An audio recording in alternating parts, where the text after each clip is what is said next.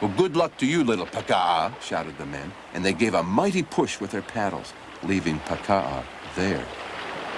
But a moment later, the men in the big canoe were astonished to see Paka'a's little canoe with its mat bypass them, then circle around them, and then go on to shore while they were left behind, paddling with all their might.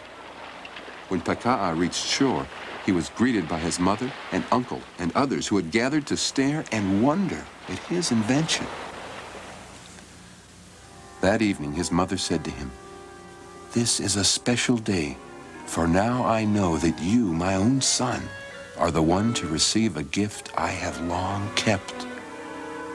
She brought forth a calabash, a bowl made from a gourd.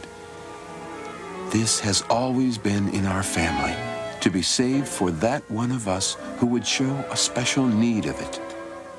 Today I know that one is you. In your hands this calabash, which contains all the great winds, will give you a special power to call forth storms or gentle breezes or winds to make a mighty wave upon the sea. Use it only for special need, and use it very wisely." For many months and years, Paka'a studied the winds. Paka'a grew to be a young man, and stories about his wonderful canoe spread through all the islands. One day he was asked to come before the king.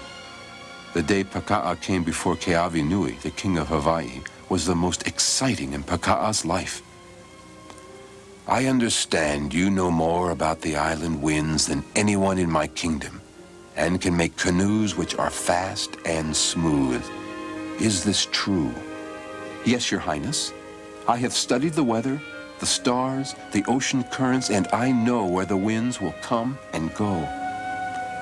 The king asked to set sail with Paka'a the very next morning. Paka'a checked out his canoe with the greatest care, and then, for the first time, took out his calabash. He chanted, "Blow, sweet, fair wind, till we come safely home." And then he took Keawenui on a long, glorious sail among all the beautiful islands of Hawaii. When they returned, Keawenui asked Paka'a to become one of his advisors. Paka'a served his king eagerly and well, and sailed with him wherever he wished to go. Two of the other advisors noticed a special friendship grow between the two men, and they became jealous. They were even more jealous when the king made Paka'a his first chief, the backbone of the king, as it was called by the Hawaiians. One night they plotted to get rid of Paka'a.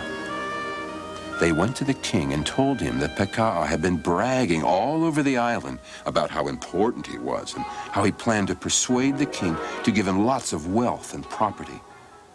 They told the king that Paka'a wanted power so that he could tell others what to do. They said he even bragged to friends that he even told the king what to do. The king listened and grew worried. Perhaps he had given too much attention to his new advisor, Paka'a. After all, he hadn't really known the young man nearly as long as he had known his older advisors. After several days, the king made his decision. He called for Paka'a. When Paka'a came to him, he turned away so Paka'a could not see how terribly disappointed he really was. He spoke softly. "My son, I have heard that you have taken advantage of your position as my advisor, that you have tried to gain for yourself and thought more about your own fortunes than mine. Can this be true?" Paka'a was stunned. Who could have told the king such things? His eyes filled with tears of hurt. He could not speak to defend himself. He turned and walked away. Paka'a returned to Kauai full of shame and embarrassment. He stayed away from his friends and relatives, and he lived alone near the Hala Grove. After a time, he met a shy and beautiful young woman who he married. They had a son, Kua Paka'a, and the boy grew up straight and honest and loved the wind like his father. One day, a man came from Hawaii, the big island. He didn't recognize Paka'a. I have been sent by the king to find Paka'a. Do you know where I can find him?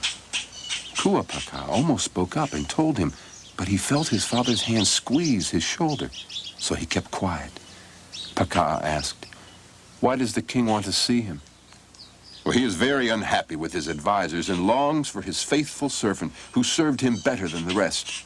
He realizes now that Paka'a was the most loyal advisor he ever had, and he wants him to come back."